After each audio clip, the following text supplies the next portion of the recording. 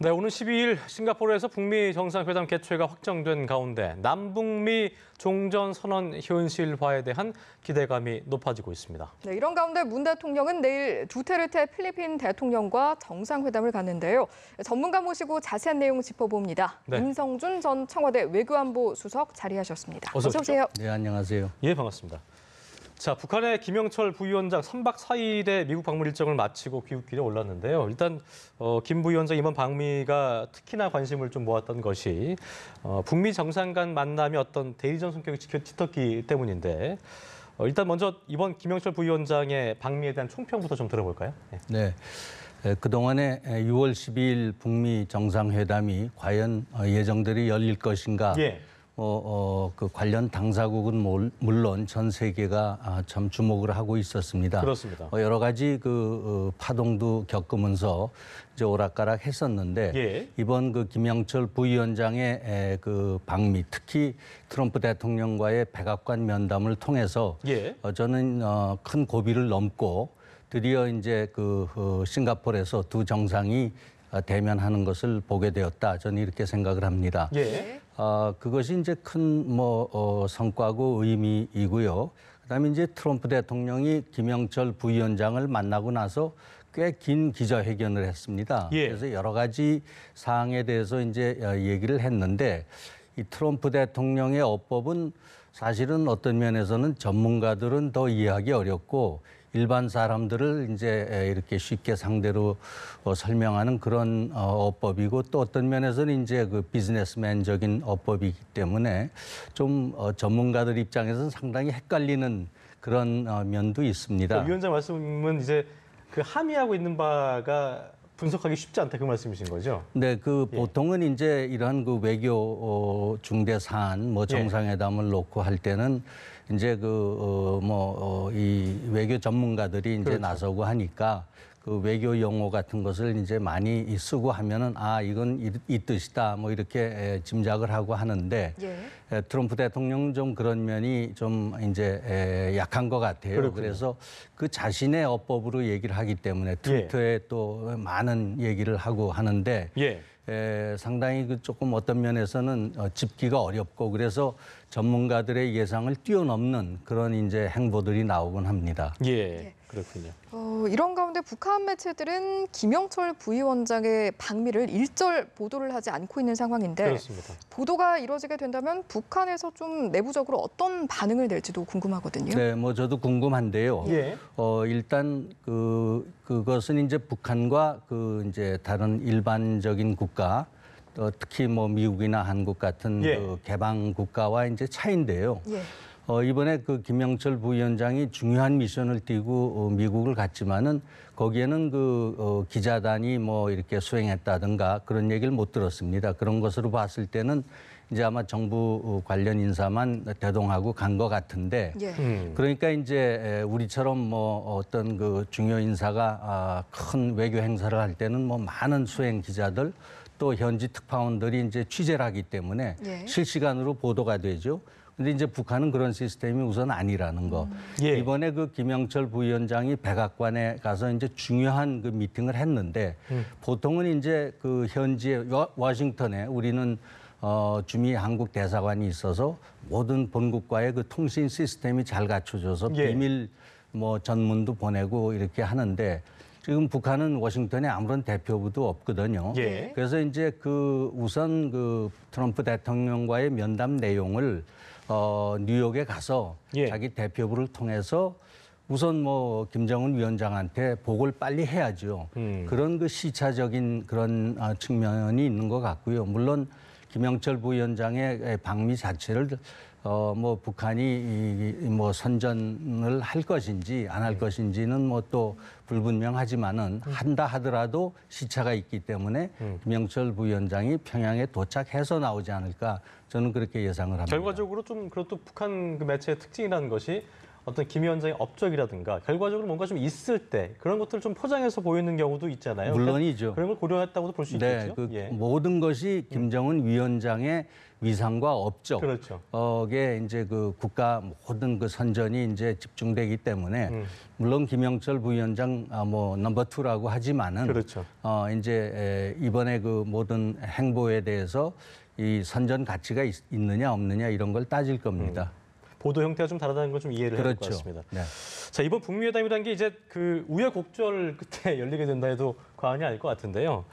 그만큼 최대 관심사가 이제 북한의 비핵화 방식을 어떻게 미국이 관철시킬 것이냐일 텐데 양측이 협상은 부단히 하고 있는 것 같습니다만 접점을 찾기는 수월해 보이지 않는다는 뭐 전문가의 분석이 많이 있는데요.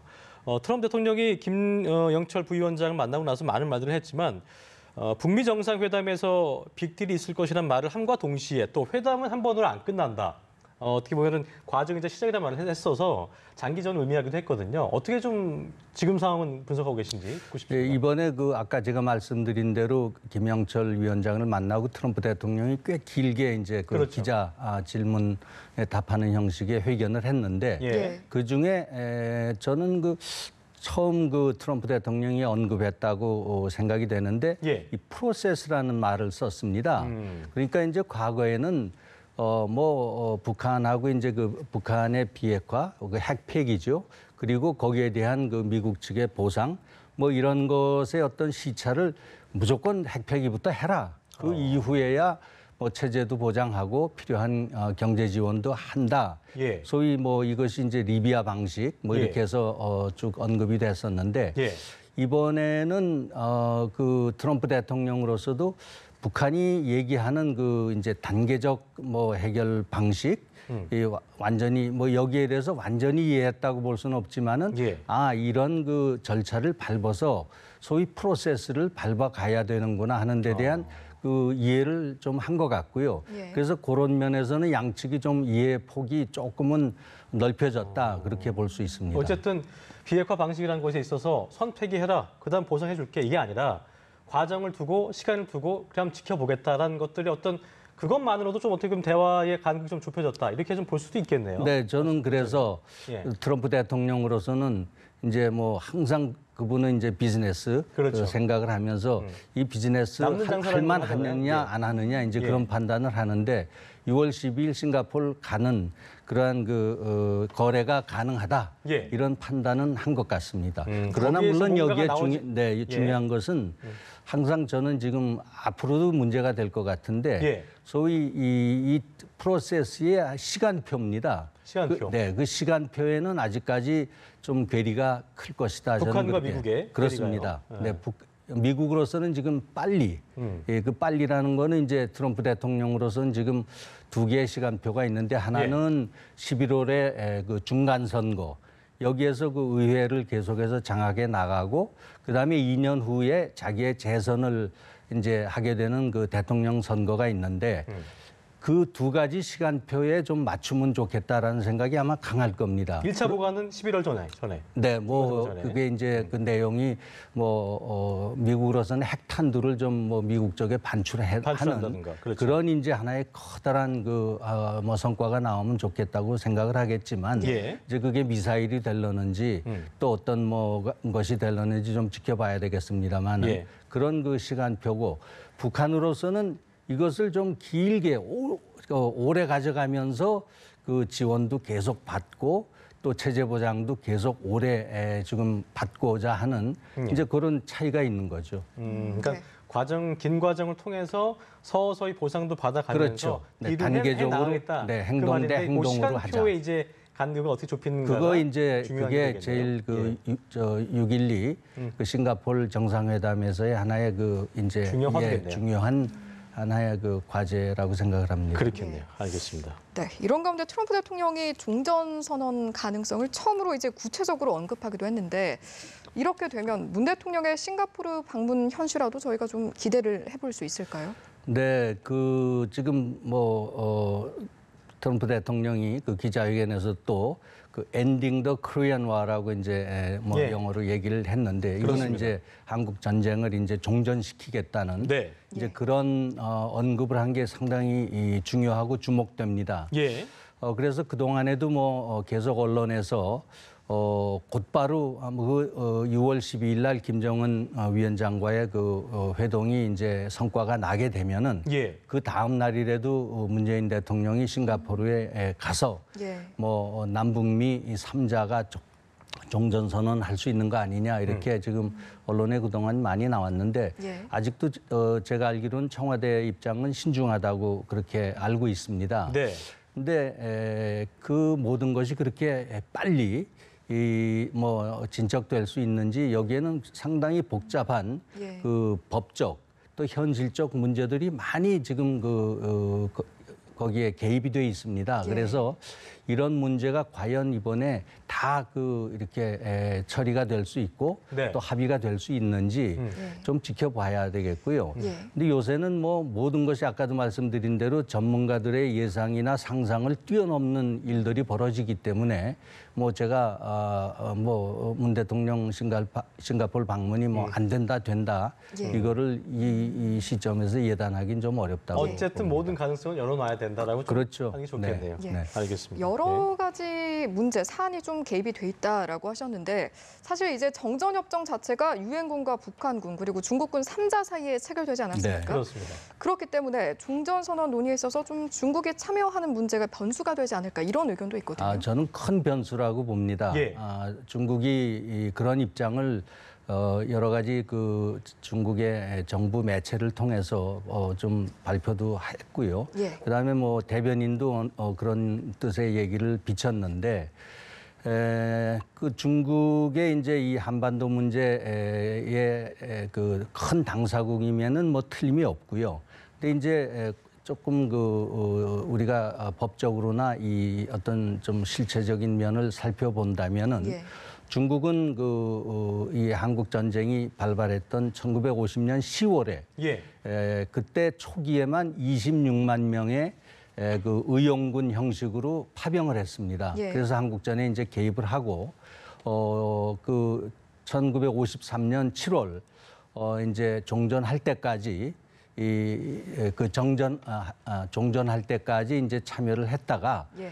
1958년까지 일부 병력을 북한에 남겨뒀습니다. 그래서 58년에 이제 병력은 다 철수를 했고 그 이후에도 판문점에 중국 의용군 대표부가 남아 있었는데 예. 이 의용군 대표부도 1994년에 그때는 사실 북중 관계가 좀 긴장 관계였습니다. 왜 그런가 하면 1992년에 북한이 반대함에도 불구하고 중국과 한국이 수교했습니다.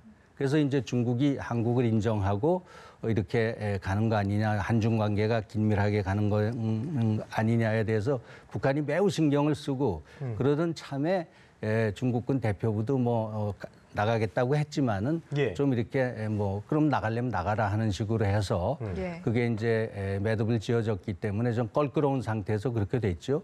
그럼에도 불구하고 저는 중국은 엄연한 그 법적인 한국전의 당사국이기 때문에 그런 것을 무시하고 배제를 하는 것은 좀 상당히 어떤 면이 있을까 결례일 하고 수도 있는 개념인가요? 외교적으로 봤을 때? 뭐 중국 그런 입장에서. 건 아니고요. 예. 그러니까 우리가 이제 실질을 추구하면 되는데 외교는 그래서 이번에 중국을 참여시키지 않고 가도 그게 모든 것이 앞으로 여러 가지 소위 프로세스에서 스무드할 수 있겠느냐 그런 점을 좀 잘 따져봐야 되겠고요. 그렇겠네요. 중국은 지금 우리가 아직도 그 사드 문제 그 동안에 예. 굉장히 갈등을 겪었는데 그렇죠. 아직 완전히 매듭지어진 것 같지 않거든요. 예. 그래서 다시 이 문제로 중국과 우리가 갈등을 한다든가 또 미중 간에 또 북중 간에 이런 게 어려운 문제가 나온다는 것은 상당히 그건 바람직하지 않다고 보기 때문에 저는 중국과 이런 문제를 잘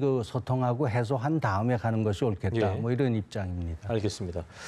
자, 북한 비핵화에 따른 대북 지원 얘기도 나왔었는데 트럼프 대통령이 선을 그었습니다. 이것은 한중일 3국의 몫이다. 한국이 대북 경제 원조를 할 것이고 중일 이 두 나라도 도움을 줄 것이다 이렇게 말을 했는데 이유는 이제 뭐 미국은 멀리 떨어져 있지만 삼국은 북한과 이웃이라는 게 그 이유였는데 단순히 물리적 거리 어떤 이점만을 의미하는 건 아닌 것 같고요. 어떻게 해석을 좀 해야 되는지 좀 들어보고 싶습니다. 네, 미국은 사실은 2차 대전 이후에 예. 직후에 이제 패전국인 독일을 소위 이 부흥시키기 위해서 대규모 경제 지원을 하는 그 마샬 플랜을 가동했었죠. 뭐 그런 면에서 미국은 얼마든지 그런 경제적으로 이제 도와주고 했던 예가 있는데 예. 이번에 북한에 대해서는 북한에 이제 이번에 북한이 핵 폐기를 하고 비핵화를 완전히 달성한다면은 미국 쪽에서는 두 가지 줄 수 있다는 것이 하나는 이제 체제를 보장하는 뭐 그런 이제 문제하고 그다음 두 번째는 뭐 지원을 북한이 잘 살도록 도와주겠다. 예. 근데 그 방법에 있어서는 미국은 지금까지의 엄청난 제재와 압박을 가해 왔는데 그렇죠. 이걸 풀어주겠다. 그러면 그것이 경제적인 지원 효과가 나는 것이다. 그러니까 대북 원조를 한다기보다는 네. 위의 의미의 대북 원조는 네. 대북 제재를 풀어주는 것이다. 그렇죠. 그다음엔 미국 기업이 예. 투자할 수 있도록 허락해 준다. 그렇죠. 그러면서 이제 무역이 일어날 수 있게 해준 이것이 이제 미국은 해주겠다는 내용이고요. 실질적으로 북한의 인프라를 구축한다든가 뭐 여러 가지 지원을 한다든가 이제 돈이 들어가는 문제는 예. 이 남북 간의 앞으로 경협이라든가 그렇죠. 또 일본과는 지금 북한과 2차 대전의 어떤 배상 문제가 아직 남아 있습니다. 그렇죠. 그래서 일본이 배상할 수 있는 그런 여지가 있고요. 중국도 도와주겠다 하니까 예. 뭐 그런 거는 한중일이 하면 되지 또 않겠느냐. 물리적 지원은 뭐 그런 의회의 입장인 것 동의도 있어야 같습니다. 되기 때문에 네. 쉽지 않을 수 있겠습니다. 네. 알겠습니다. 마지막으로 한 가지만 더 네. 여쭤보면 이제 북미 정상회담 직후에 14일부터 여러 남북 회담도 이제 연이어 예정되지 그렇습니다. 않습니까? 이제 이 회담들을 계기로 남북 관계 기폭제 어떤 관계 개선이 굉장히 좀 빠르게 이루어질 수 있을까요? 네, 저는 뭐 그렇게 좀 낙관적으로 전망을 하는데요. 예.